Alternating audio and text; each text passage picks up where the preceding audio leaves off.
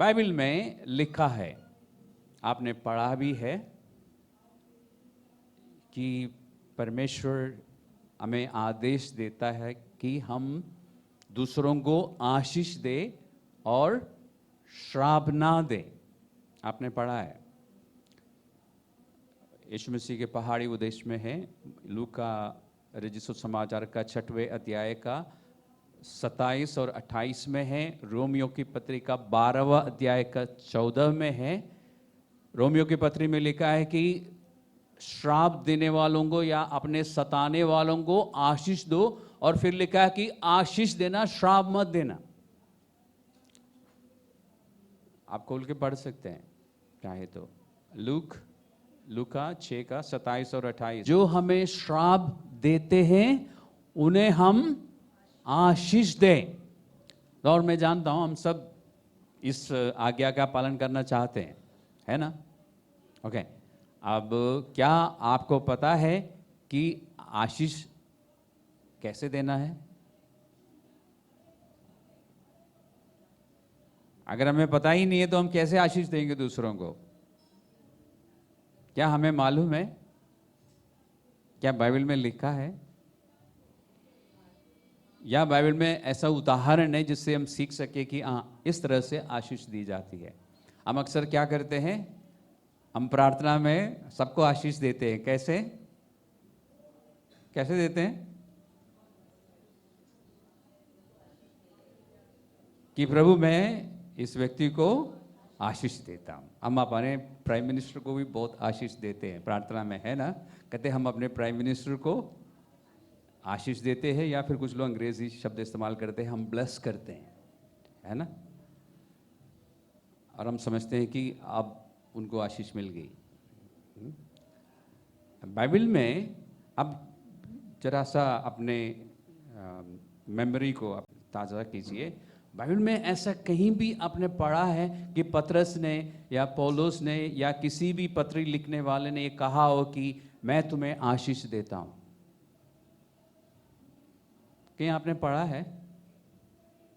किसी भी पत्री में चर्च के नाम पत्री लिखते हुए किसी ने लिखा हो कि मैं कलीसिया को, यानी पूरे विश्वासियों को, सारे विश्वासियों को आशीष देता हूं? कहीं आपने पढ़ा है? चलो आपके पास समय है, इस हफ्ते पढ़ लेना पूरी बाइबल, सारी पत्रियां पढ़ लेना, कहीं मिल जाएगा तो हम फिर अगले संडे उस बारे में चर्चा करेंगे। तो फिर आशीष कैसे देंगे हम किसी को? हम सब इस आज्ञा का पालन करना चाहते हैं और हमें करना भी चाहिए, क्योंकि ये हमारी रोज़मर्रा की ज़िंदगी में कोई ना कोई आपको मिलता ना, जो आपको परेशान करता है या आपके लिए कुछ गलत बोलता है या आपके साथ कुछ गलत बर्ताव होता है, और उस समय क्या करने के लिए परमेश्वर ने कहा है? आशीष देना और श्राप मत देना। श्राप देना तो हम सब जानते हैं, हमारे लिए आसान है, हम करते भी रहते हैं, है ना? आशीष देने का मतलब क्या है, या आशीष शब्द का मतलब क्या है? यहाँ पे जो शब्द प्रयोग हुआ है कि आशीष देना, श्राप मत देना, इसका मतलब है कि किसी के बारे में अच्छा बोलना। ओके, एक मतलब। अब हम यहाँ रुक जाते हैं। किसी के लिए अच्छा बोलने के लिए हमें सबसे पहले क्या करना होगा? अच्छा सोचना होगा। तो थोड़ा सा कठिन काम दिया है प्रभु यीशु मसीह ने हमें। आपने पढ़ लिया, हाँ जी आशीष दो, हमने मान लिया हाँ जी हम आशीष देंगे, लेकिन इसका मतलब क्या है? किसी के लिए अच्छा बोलना, जिसके लिए हमें अच्छा सोचना होगा। एक मतलब यह है। दूसरा मतलब है कि हम परमेश्वर से चाहत रखना कि उस व्यक्ति को परमेश्वर की ओर से अनुग्रह मिले। ये चाहत कहां रखते हैं हम? मन में।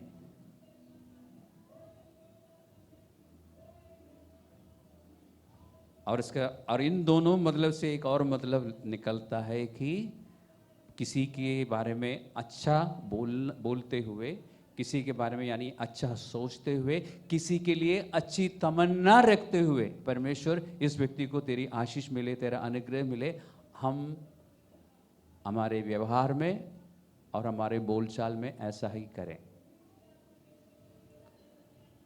अब ये मुश्किल काम दिए ना प्रभु ने,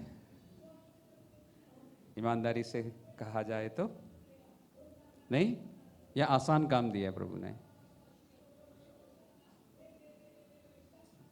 हमारे बीच में कुछ लोग ईमानदार होते हैं, कहते हैं हाँ जी मुश्किल है, तो हम सबसे पहले ये कह के कि मैं इस व्यक्ति को आशीष देता हूं, आशीष दे नहीं सकते।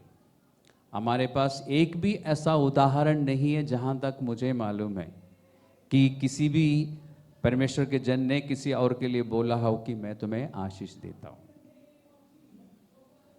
एक मिनट, हम पुराना नियम में अगर जाएंगे तो वहां पर हारून को परमेश्वर ने कहा था कि पूरी मंडली को इस रीति से आशीष देना। ये नहीं कहा था कि तू आशीष दे देना, अपने मुंह से बोलना कि मैं तुम्हें आशीष देता हूं।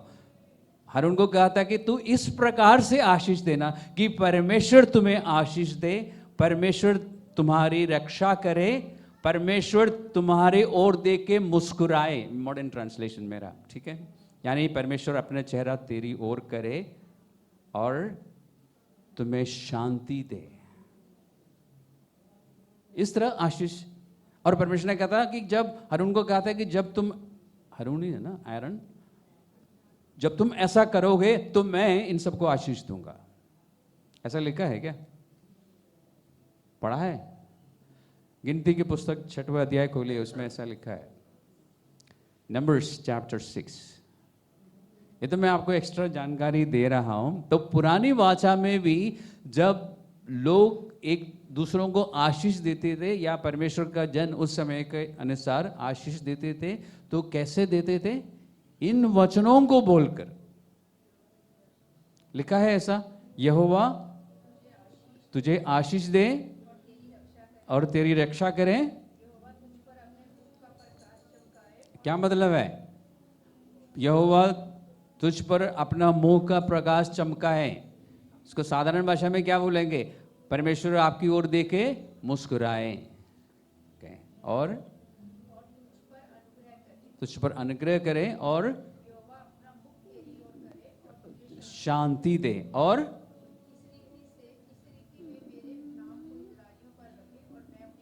मैं उन्हें आशीष दूंगा।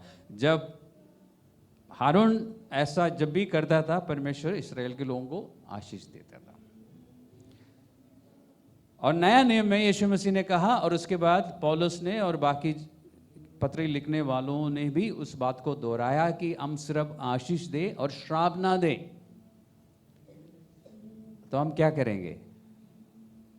और मैंने कहा कि आशीष देने का मतलब है कि किसी के लिए अच्छा बोलना या अच्छा सोचना। पुराने नियम में हमारे पास उदाहरण है कि उस समय लोग कैसे करते थे, लेकिन नया नियम में आके इफिसियों की पत्री में हमारे लिए लिखा है कि हम परमेश्वर की सारी आशीषों से आशीषित है। जो पुराने नियम में उनको कहा था कि ऐसा करना तब मैं आशीष दूंगा, नया नियम में परमेश्वर ने पहले से दे दी है। उसके अलावा अगर हमें आशीष की ज़रूरत है, जबकि है, तो हम क्या करेंगे? या दूसरों को, चाहे वो विश्वासी हो या अविश्वासी हो, परमेश्वर की आज्ञा के अनुसार आशीष देने के लिए हमें क्या करना होगा? अच्छा सोचना होगा और अच्छा बोलना होगा।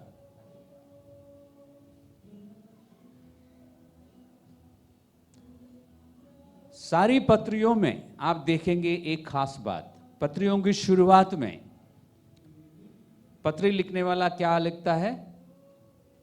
उदाहरण के लिए पौलुस की पत्रियों में पौलुस कहता है कि मैं प्रभु यीशु मसीह का दास, जो कि प्रेरित होने के लिए बुलाया गया है, तुम जो इस शहर में रहते हो, तुम्हें लिखता हूं, परमेश्वर की ओर से तुम्हें अनुग्रह और शांति, और एक पत्री में लिखा है करुणा मिलती रहे।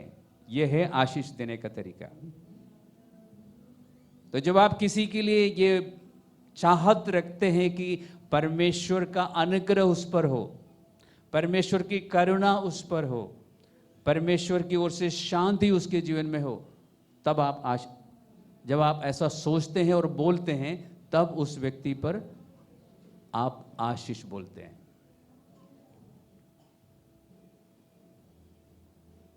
ये कह के कि मैं परमेश्वर उसको आशीष देता हूं, उसको कोई आशीष नहीं मिलेगी। तो आशीष देना कोई आसान काम नहीं है, इसका मतलब है ना। आशीष देना थोड़ा सा मुश्किल काम है, लेकिन परमेश्वर ने कहा कि आशीष दो। हम क्यों आशीष दे सकते हैं? क्योंकि हम स्वर्ग के सारी आशीषों से क्या है? आशीषित है। हम आशीष दे सकते हैं इस तरह से। दूसरों पर शांति की आशीष हम दे सकते हैं, परमेश्वर की करुणा की आशीष हम दे सकते हैं, परमेश्वर का अनुग्रह की आशीष हम दे सकते हैं।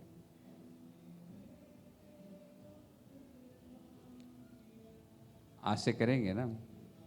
आसान है? आपको परेशान करने वाले व्यक्ति को, आपको सताने वाले व्यक्ति को, आपको नुकसान पहुंचाने वाले व्यक्ति को इस तरह से आशीष देने के लिए सबसे पहले क्या करना होगा?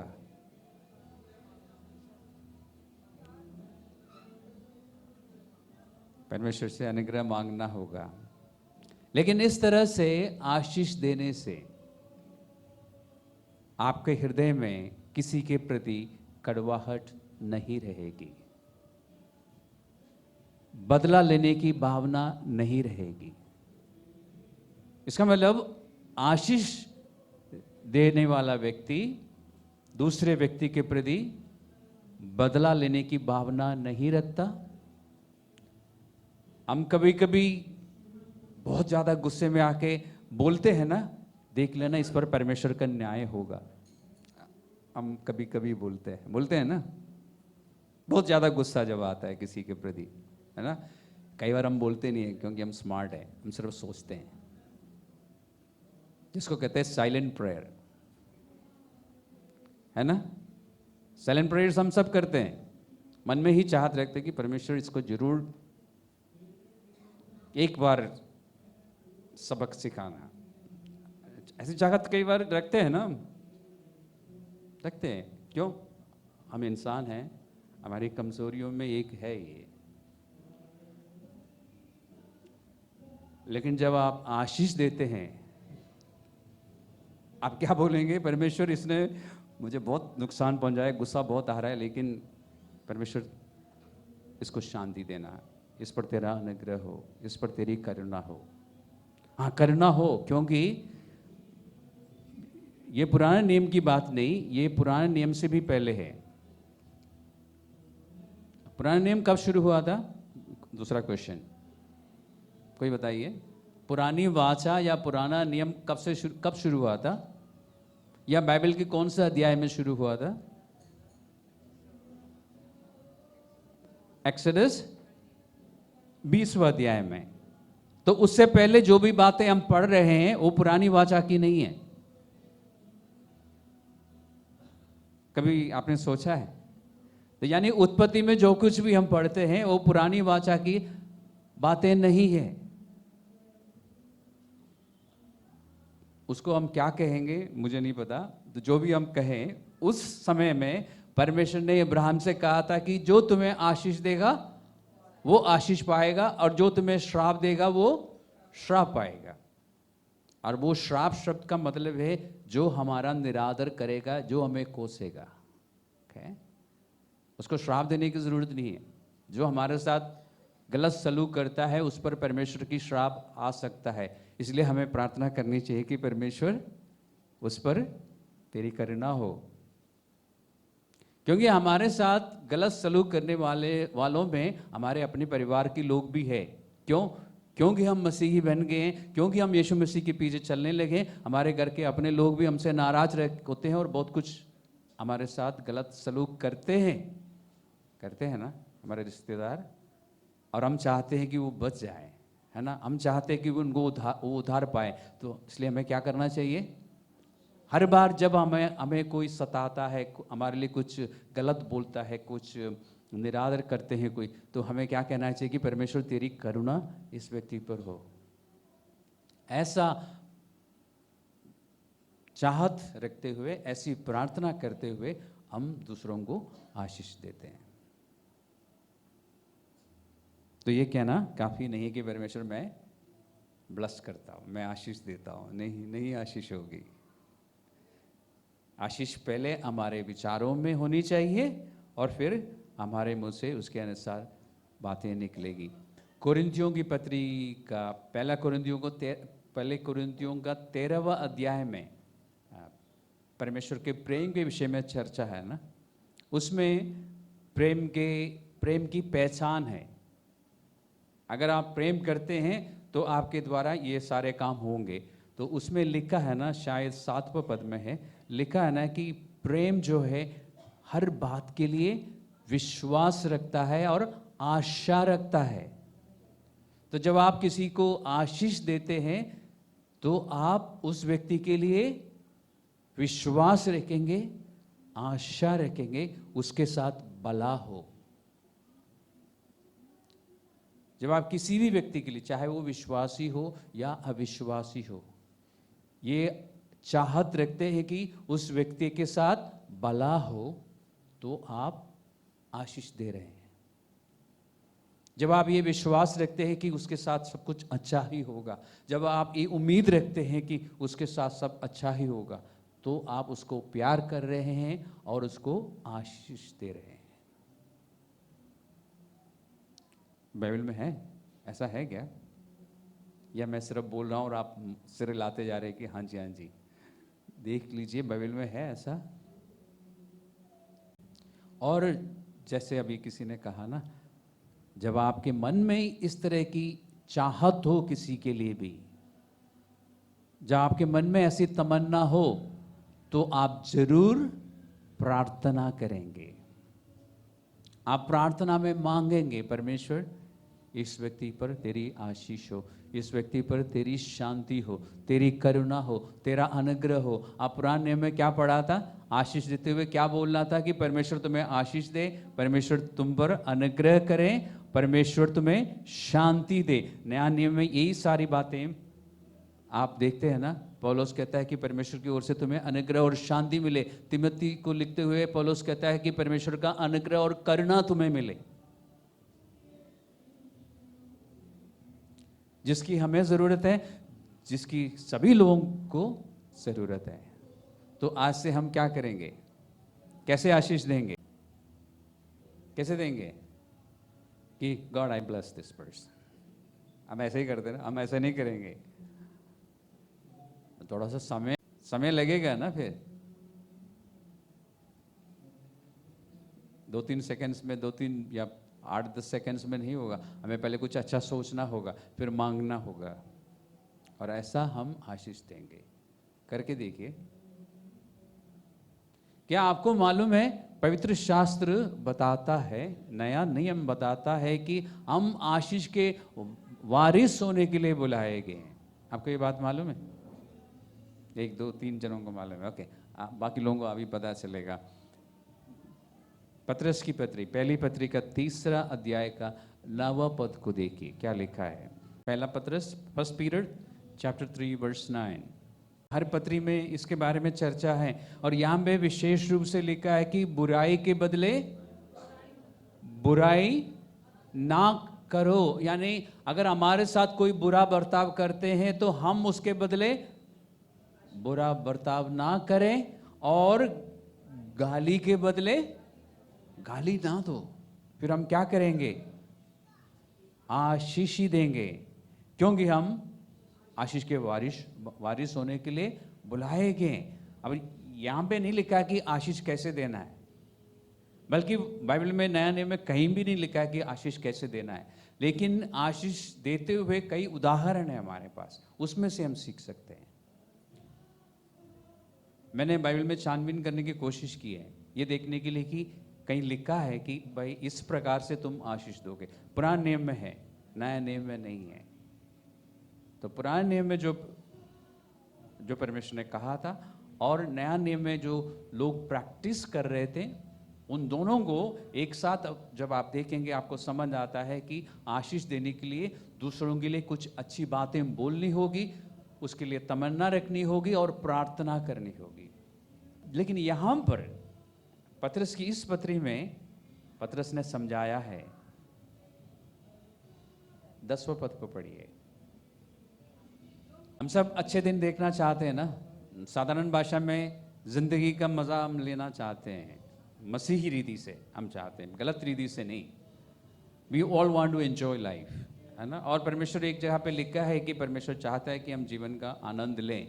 तो प्रभु के साथ रहकर हम जीवन का आनंद लेना चाहते हैं। उसके लिए लिखा है कि हम 2 काम करें, अपने जीव को बुराई से और अपने होठों को छल की बातों से रोक के रखें। यानी हम जो टेप आता ना वो लगा के रखें, जब ज़रूरत हो तो उसको खोलें, मास्किंग टेप, ठीक है। ज़रूरत हो तो मुंह खोलें, नहीं तो बंद रखें। वो कैसे होगा? जब हमारे मन में अच्छे विचार हो, तब हम आशीष ही लेते रहेंगे परमेश्वर से। परमेश्वर की ओर से हमेशा आशीष ही मिलेगी हमें, अगर हम ऐसा करेंगे तो।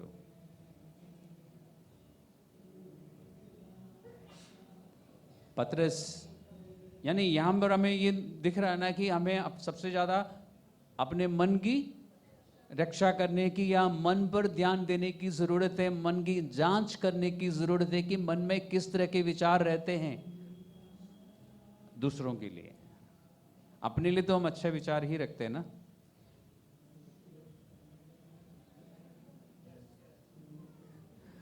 है ना। हम सब अपने आप को प्यार करते हैं ना। कहां से सीखा हमने? किसी ने हमें सिखाया नहीं, हमें मालूम है। हम सब अपने आप को प्यार करते हैं, है ना। इसलिए हम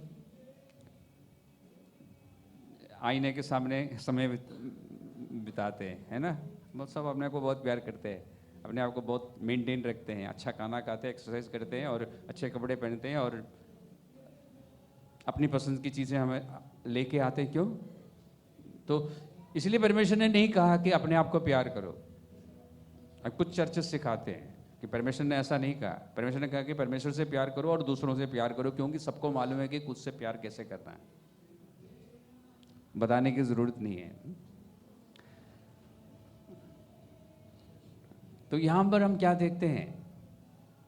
हम अपने मन की रक्षा करें, दूसरों को आशीष देने के लिए अच्छा सोचना होगा, फिर अच्छा बोलना होगा और फिर उसके अनुसार प्रार्थना करनी होगी। पौलुस ने इफिसस में रहने वाले विश्वासियों के लिए परमेश्वर से परमेश्वर के सामने चाहत रखी कि परमेश्वर इन सबको बुद्धि और प्रकाश का आत्मा देना, यानी इनको आत्मिक बुद्धि और प्रकाश देना, ताकि वो तुझे और भी अच्छी तरह से जान सके। यह है आशीष देना। तो पौलुस ने उस कलीसिया को कैसे आशीष दी? ये चाहत रखते हुए और ये प्रार्थना करते हुए, और ये सिर्फ एफेसस की चर्च तक सीमित नहीं है, हमारे लिए भी है कि हम सब परमेश्वर को जाने। ये इफिसियों की पत्री का 1 अध्याय का 17वां पद में आपको मिलेगा। और इसी तरह पौलुस ने वहां के विश्वासियों के लिए चाहत रखी और परमेश्वर के सामने प्रार्थना की कि परमेश्वर ये सभी विश्वासी अपने आत्मा में मजबूत हो जाए। कैसे मजबूत हो जाए? तेरी आत्मा से बल प्राप्त कर कर ये सबके सब अंदर से मजबूत हो जाए। कहां लिखा है? 3 अध्याय का 16वां पद में। देखिए ऐसा लिखा है कि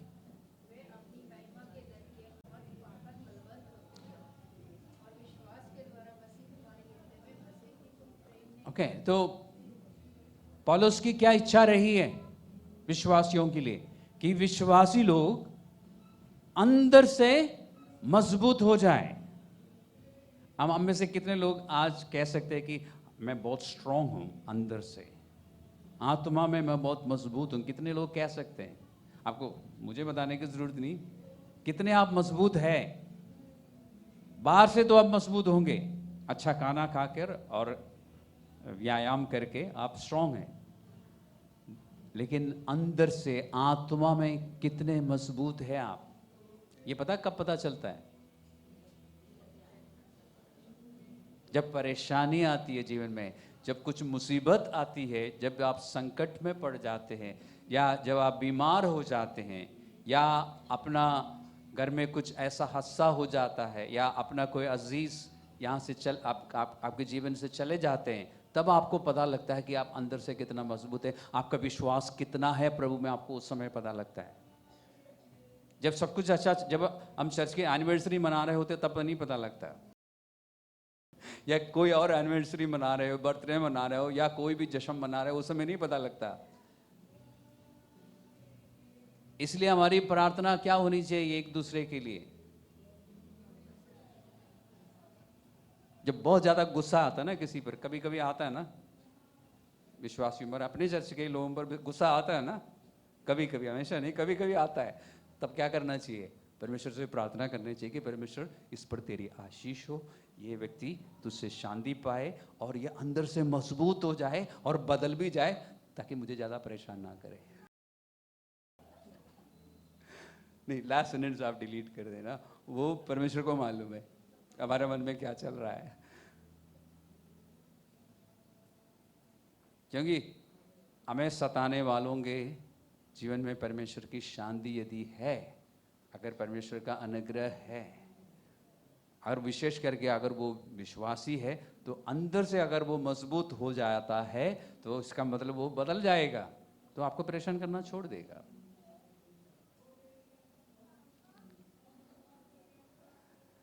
तो अब बताइए, आप सबको आशीष देंगे? टाइम लगेगा।